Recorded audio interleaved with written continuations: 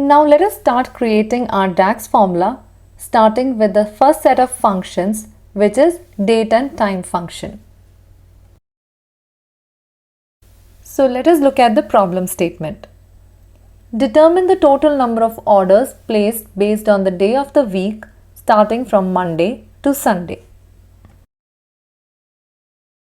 So in this scenario, we have to calculate the total number of orders that have been placed and segregate them into days of the week. This will help understand how the demand of the product is throughout the week. So I am here in the data view, and as the first step, we have to mark the order date into days of the week. So here we have the date and we have to find out which day of the week it is. So for that, I'll add a calculated column. Now there are two ways that you can add a calculated column. The first option is to go to Table Tools, and under Calculations you can see options like New Measures, Quick Measures, New Column and New Table. The other way is to go to the table and then right click and select the New Column option. So let's click on this new column. And when you create a new column, by default the name will be column. So let us rename this column to day number. Now in this example, we will be looking into the weekday function. So let us type in weekday. Now as soon as I start entering the name of the function that I am looking for, you can see a list of functions drops down which contain the same string within its function name. So here is my function weekday, and the symbol over here means that these are all functions. So I'll go to weekday and hit a tab to select that function. Now the first argument here is date, and date is the order date from the sales table. So I'll input sales. So as I type in sales, you can see all the elements that contain that particular string drops down over here. So if you see over here, these two with FX symbol are functions. Now the ones with the table icon next to it are tables, for example sales, and the rest all over here are columns in that particular table. So here first one is the sales table and the rest below it are the columns in the sales table. Now the column name I am looking for is the order date. So I'll go here, hit a tab and select that column.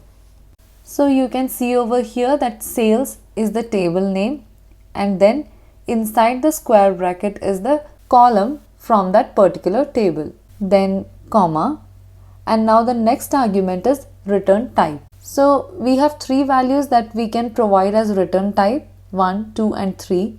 However, if we do not provide any value, by default it will take 1 as the return type. Now by default Microsoft considers start of the week from a Sunday, which is the return type 1. But since I want my week to start from a Monday, I can select either 2 where Monday is marked as 1 through Sunday which is marked as 7, or 3 where Monday is a 0 and Sunday is 6. I will go with option 2 where Monday is 1 and Sunday is 7. So I will select 2, close the bracket and enter. So here you can see a new column called day number has been added to our table. And now if I click on this filter, you can see that it has entries starting from 1 through 7. So 1 is a Monday, 2 a Tuesday, 3 Wednesday and so on till 7 which is a Sunday. So if we look at 7th August, it says 5, which means that it is a Friday. So using the weekday function, we have represented a date as a day in the week in the form of a number. Now, similar to how we use the weekday function to mark a date to its corresponding day in the week, there is another function called day. Let me quickly show a demo for that. So I'll add a new column to the sales table.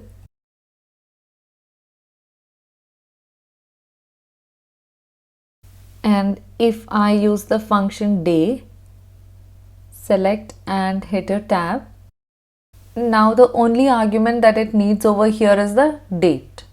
So again for this I'll give the order date. And when I hit enter, you can see that the date is now represented as a number of day in that particular month. For example, if it's 9 September, it shows 9.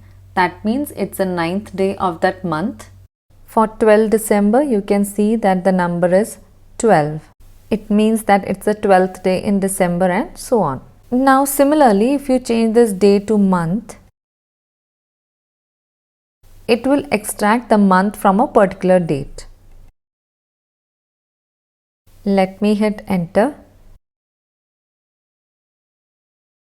So here you can see that it shows 8 because here the month is August, which is 8. Here it is 12 for December. 2 here because it's February and so on. And similarly, if you want to extract the year, so now if I change this to year and hit enter, you can see it has extracted year from the given date. Now similar to this, we have the second, minute and hour functions which can extract the seconds, minute and hour value from a given time argument. So those were the most commonly used date and time functions. Now I'm going to delete this column. So if there is any calculated column that you want to delete from your table, just right click on it and click on delete. Or if you want to rename your calculated column, you can select this rename option and change the name. For the time being, I'll just delete it.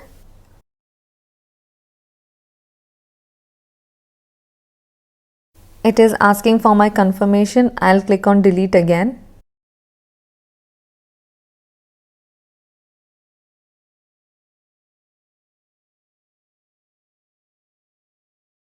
Now coming back to our problem statement, that we have to find out the total number of orders placed based on the days of the week.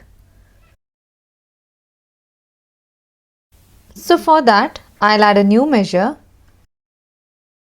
So you could either add a new measure from here or go to table tools and add a new measure from here.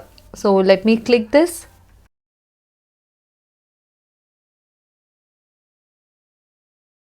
So as I said earlier, a calculated column is appended to the table. See, this is the calculated column that we added to the sales table. But when you create a new measure, it is not appended or added to the table. Instead, the calculation will be done when we invoke it.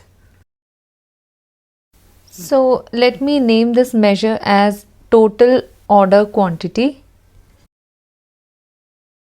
equal to sum function. This sum function is a math function. Now the parameters that we have to provide in is the column name. So the column name will be this order quantity from the sales table. So as we did earlier, I'll type in the name of the table, and beneath the table you can see the columns of the table. I'll select order quantity from the sales table, hit tab, close the bracket and enter.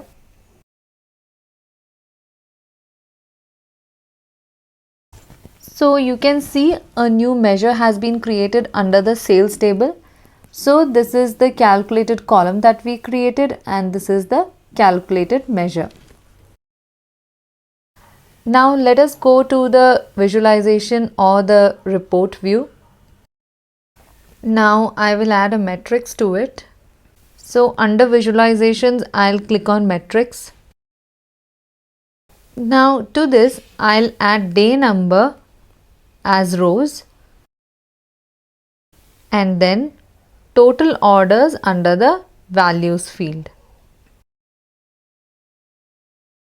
So you can see here for one, that is for Mondays. All the Mondays together had these many order quantities. That is 10,970.